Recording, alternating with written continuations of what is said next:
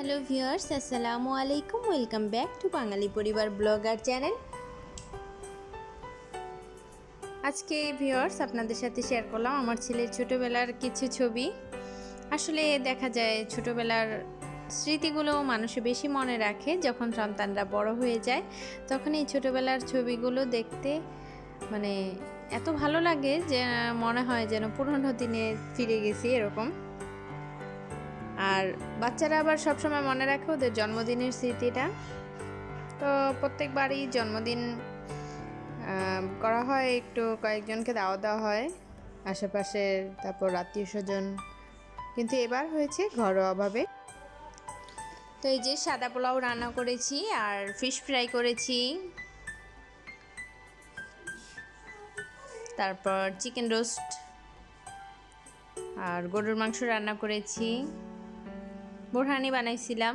প্রায় সময় ঈদে বা কোনো অকেশনে আমরা ঘরোয়াভাবেই বুরহানি বানাই, আর সালাদ তো থাকবেই। তো এই তো নিজেরা করেছি। তো ছেলের মাশাল্লাহ দিলে 6 বছর শেষ হয়ে 7 বছরে পড়েছে।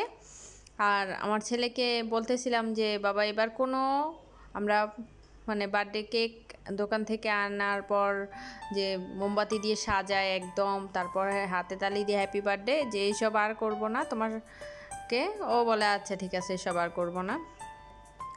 আসলে রান্নার ভিডিও আর শেয়ার করব না, একটু দেখাই যে আসলে কোনো উপলক্ষে কোনো রান্না বান্না করা হলে সবটাই আসলে একটু ঝামেলা, সেই দিন অনেক ঝামেলার যায়।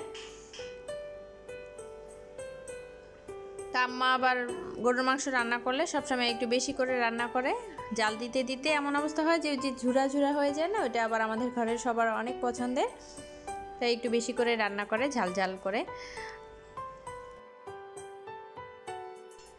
আর আমরা বার্থডেতে এবার সত্যি কাউকে আর বলি নাই, নিজেরাই ঘরোয়াভাবে করেছি। তো একটা বিশেষ দিন আর কি, উদযাপন যেটাই হোক। আপনারা সবাই দোয়া করবেন আমার ছেলেকে।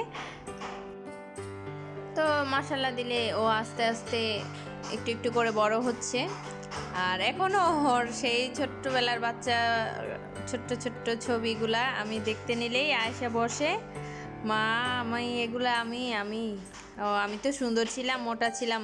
তো ছোটোবেলার স্বাস্থ্যটা একটু ভালোই ছিল, এখন দিন দিন দুষ্টামিও করে, খেতে চায় না, তো চিকন হয়ে গেছে আগের থেকে অনেক।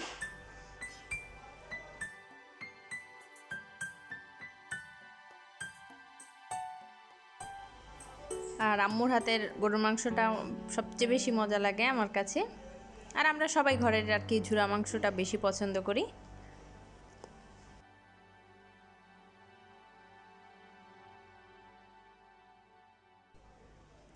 আর ভিডিও যদি করতে নেই কোনো উপলক্ষে, তাহলে সব ঝামেলা আরও বেশি বেড়ে যায়, সব কিছু বেশি বেশি নামানো লাগে, প্লেট গ্লাস, তারপর সব ডেকোরেশন করলে তো পরিবেশনের জন্য সব কিছু ঝামেলা একটু বেশি হয়।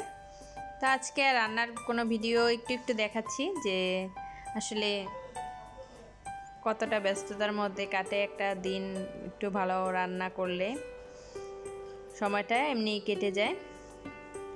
আর বোরহানি যেটা, ওটা আর কি আমি ঘরেই বানাই সব সময়।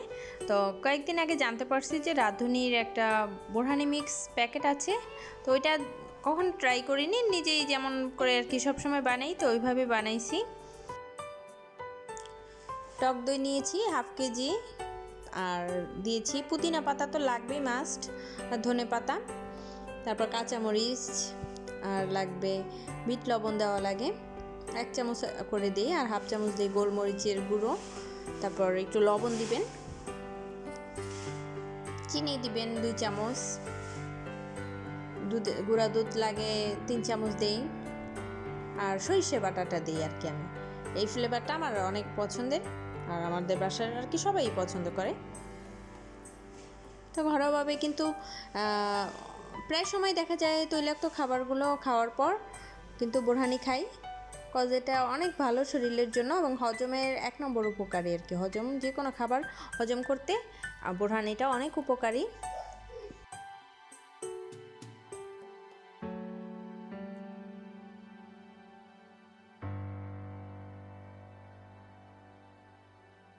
আর অবশ্যই আপনারা চিনি দিবেন, 2-3 চামচ চিনি দিয়ে দিবেন, টেস্টটা ভালো হয়।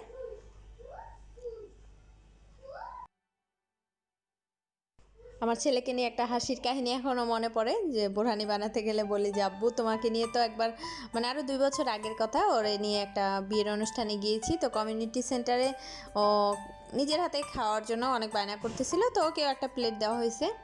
তো খাওয়ার পরে এখন বলতেছে যে ঝাল লাগছে, তো তাই বলতেছে যে ওই যে বোরহানে আঙ্গুল দিয়ে দেখায় দেয় যে খাবে। তো দিলাম, আর ওর বাবাকে বলতেছিল যে না বাবা দুধ কেন ঝাল। ও ঝালের জন্য বোরহানি খাইছে, সেটা আরও ঝাল। তো বোরহানি আবার একটু ঝাল না হলে ভালো লাগে না, তো কাঁচামরিচটাই সবসময় দিবেন।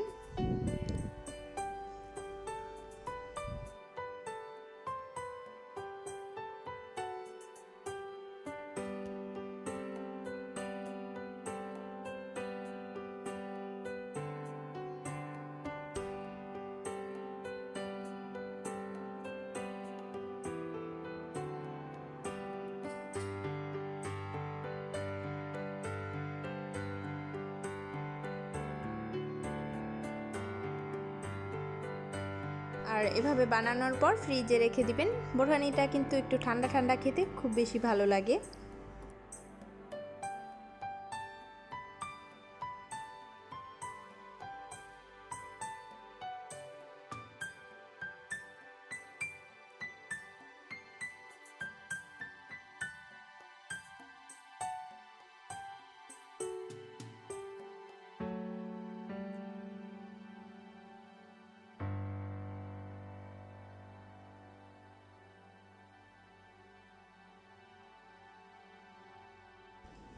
আর সব সময় আমরা দেখা যায় এমনি কেক বানাইলেও বিস্কুট দিয়ে কোন সময় ট্রাই করিনি, তো এবারই ফার্স্ট বিস্কিট দিয়ে একটা কেক বানাইছি। সত্যি খুব মজাই হয়েছিল।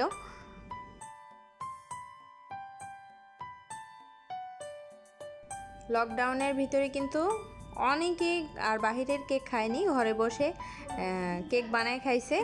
তো এই করোনার জন্য কিন্তু ঘরোয়াভাবে অনেকের অনেক দক্ষতা বেড়েছে, এবং ঘরে বিভিন্ন আইটেম তৈরি করার বেড়ে গেছে, চাহিদা বেড়ে গেছে। তো এইভাবে ব্লেন্ড করার পর একটু 1 কাপ লিকুইড মিল্ক দিয়ে ব্লেন্ড করবেন। আমি 3 প্যাকেট বিস্কিট নিয়েছিলাম, চকলেট বিস্কিট, আর 1 প্যাকেটের থেকে একটু কম ইনো দিয়েছি। আপনার ইনো না থাকলে বেকিং পাউডার দিতে পারেন, 1 চামচের থেকে একটু কম দিয়ে দিবেন বেকিং পাউডার। আর এই কয়টা 3টা উপকরণে কিন্তু হয়ে যায়, মাত্র 20 মিনিট লাগবে, আপনারা ট্রাই করবেন।